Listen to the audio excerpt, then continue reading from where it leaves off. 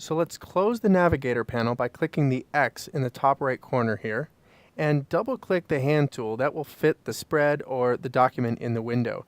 And now we want to look at some different aspects of previewing our document. Look at the very bottom. Right now we're in normal mode. Now if we switch over to preview mode by clicking this other icon here at the bottom, that switches us into preview mode, which will hide our guides, grids, baseline grids, non-printing items, and so on. You can toggle that setting as long as you're not in text editing mode. See my inserted cursor right here? We are editing text. So I want to choose Edit, deselect all to make sure I'm not editing text and my text cursor is not inserted. Now I'll press the W key and that will toggle me back and forth between normal view and preview.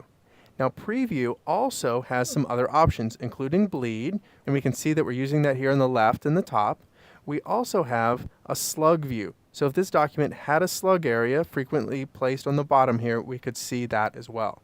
Now let's switch back to normal view and grab our zoom tool and zoom in on a couple of these other images. Actually, the one here on the left hand side is a really good example.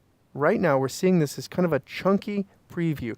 You understand what's in the image, but the rendition is not very clear. If we go to the view menu and choose display performance, we have a couple of options. By default, we're set to typical display. That shows an average rendition. Now if we go to fast display, all of our images are grayed out as gray boxes. Why in the world would you want to do this? Well, as a designer, this wouldn't be really helpful. But if you were working with a writer or a copy editor who just wanted to check copy or headlines, this might be really nice because not only are they not distracted by the visual clutter of other ads and photographs, but the document will zoom and pan very quickly because InDesign doesn't have to render all of that high quality image content to the screen. Now when we go back to View Display Performance, we also have another option that is High Quality Display. We can enable that, and you do see here we have corresponding keyboard shortcuts available for Mac and Windows if you want to memorize those. But I'll turn that on to High Quality Display, and it takes a second to update, but now you can see full resolution, high quality, color accurate rendition of that content on your screen. It's beautiful, but you know what? There is a price to pay.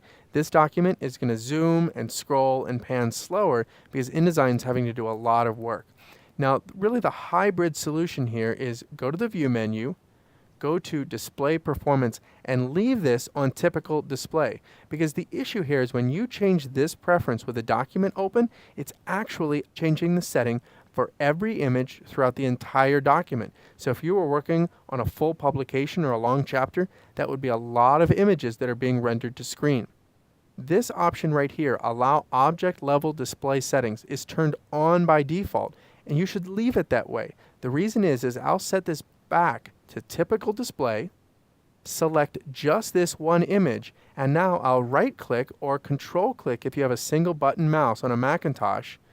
Scroll down here to the bottom of this contextual menu where it says Display Performance, and if I choose High Quality Display with just this one image selected, InDesign will render just that one image at high resolution. So for example, if I wanted to proof a placed ad or look at a detail of a map of a placed EPS graphic, I could render that high quality, verify the content of that placed image without slowing down the rest of the document. Now remember, from a previous lesson, you do have the option in the application preferences to actually change how these three settings work. That is, your fast, typical, and high quality display settings can each be customized. Using the defaults here, you get pretty good results. When I'm done with this specific object level setting, I can change this back to typical display so the rest of my editing experience is going to be up to speed just like I would expect.